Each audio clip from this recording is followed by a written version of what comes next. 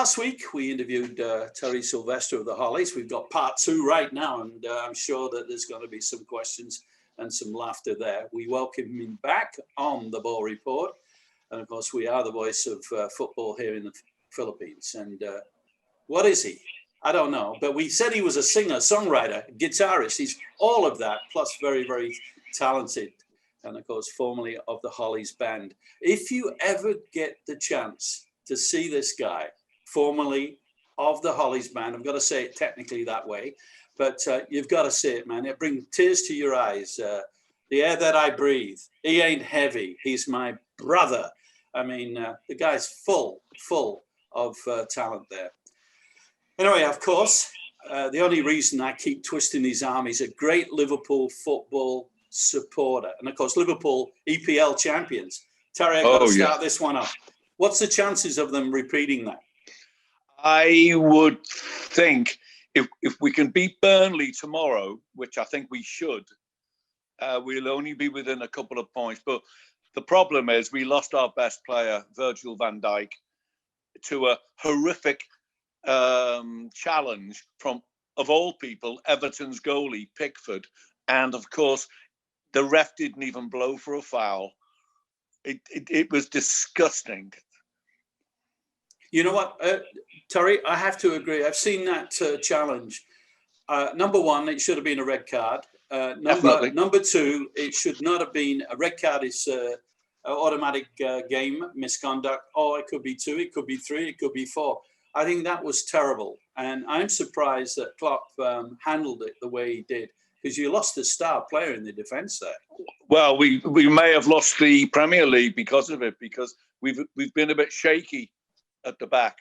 We've been a bit shaky at the back because he led the defence. I mean, what a player he is.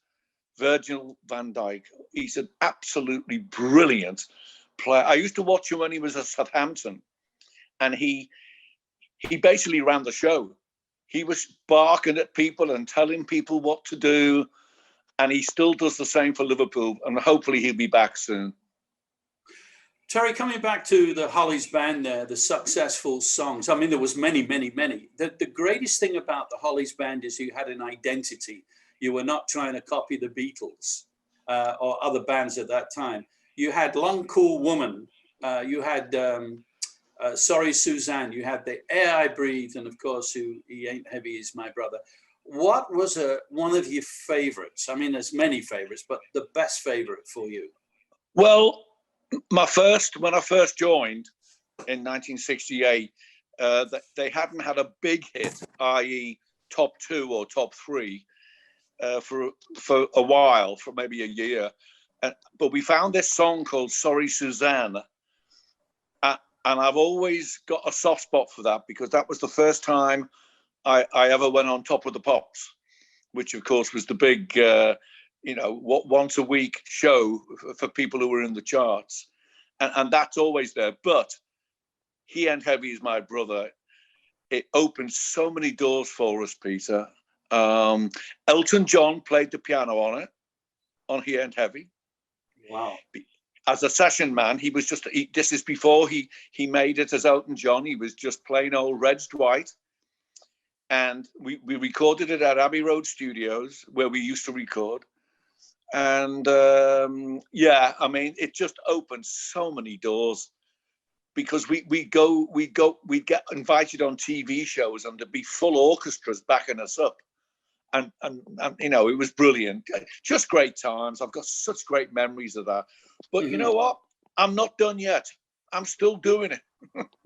Well, that's what my resources, my contacts tell me, and I'm going to talk to you a little later on in the interview about that. But we're going to take a short break, and then we'll be right back. It's small, it's fast, it's skillful, and it's played on a basketball court. It's 5 versus 5. It is futsal, the fastest growing sport in the Philippines. Choose your selection of futsal balls from the top Philippines manufacturer, Sunsport Futsal Game Balls. You score every time when you choose Sunsport Futsal Game Balls.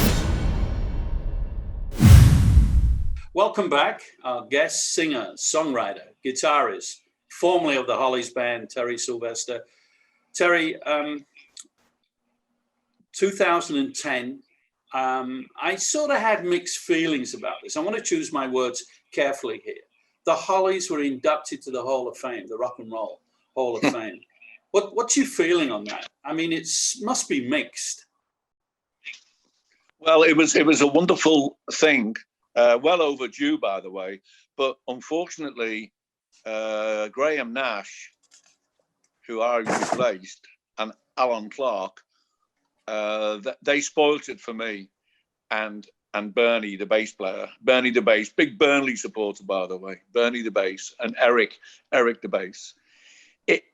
It was spoiled because on the same show, getting into the Hall of Fame was ABBA, Genesis, and a few others who I can't remember, and they were all sat with their wives and family and girlfriends on two big round tables next to each other.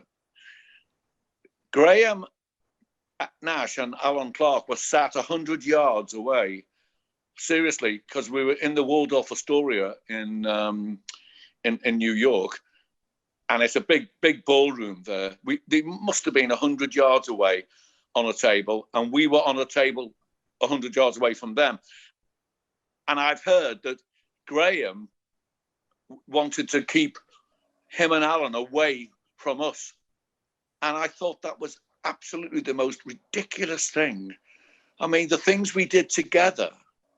And he just ran the show, and but what I did, I got my own back, because they went and sang some songs. It's on the internet. They sang some songs like Bus Stop and Carrie Ann, which I wasn't on because I hadn't joined then. But then Long Cool Woman intro started, and Graham was still on the stage, and I thought, why is he still on the stage? Because he was nowhere near Long Cool Woman. He'd gone for 2 years. So I walked on, and I knew it was a live show, and there was some guy, guest singer, singing it, and I just whispered in his ear. I didn't shout, I didn't grab, I just said, I'm singing the next verse. So I knew it was live, there's nothing they could do. So I sang the next verse, and then Alan came over and took the mic away, didn't grab it, no aggro.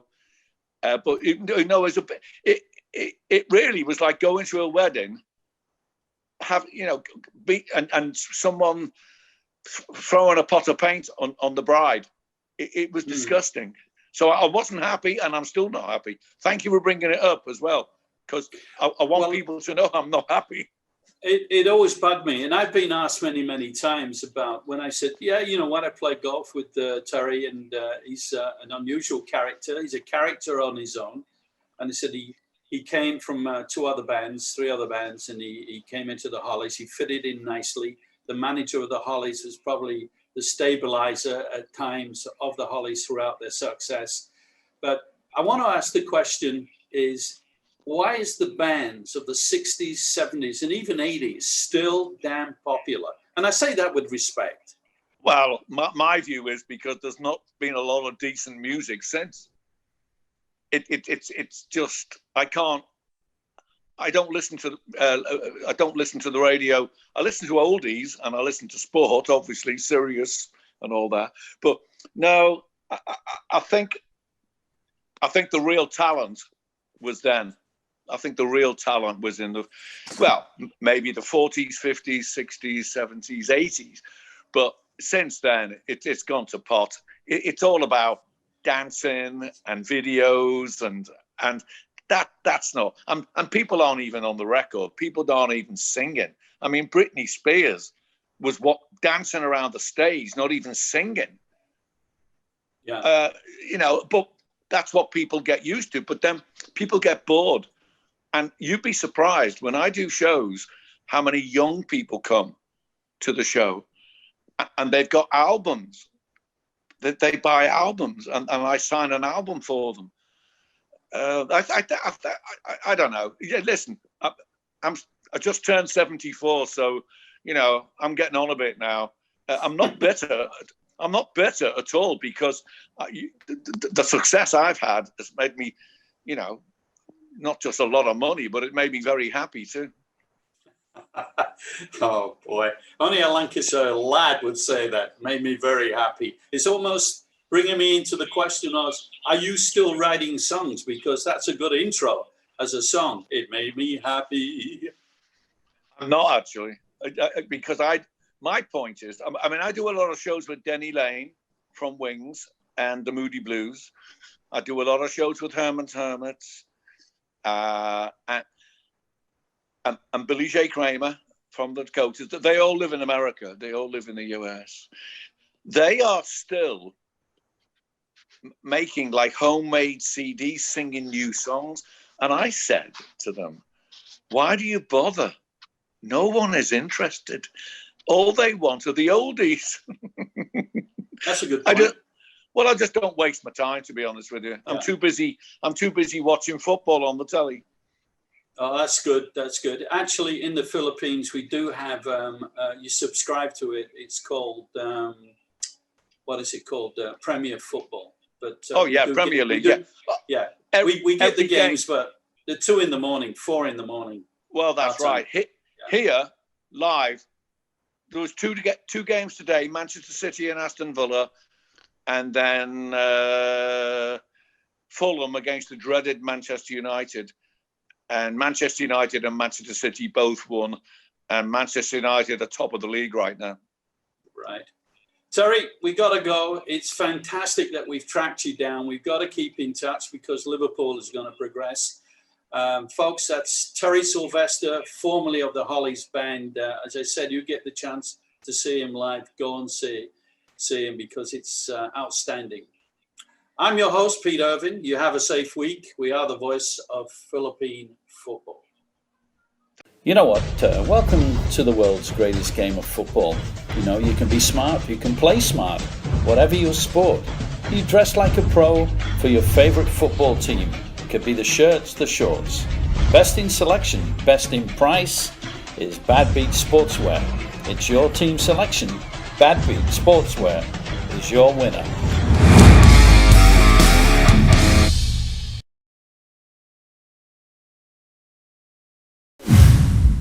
Share, like, subscribe and ring the bell for news, interviews, breaking stories. Thanks for watching On the Ball Report.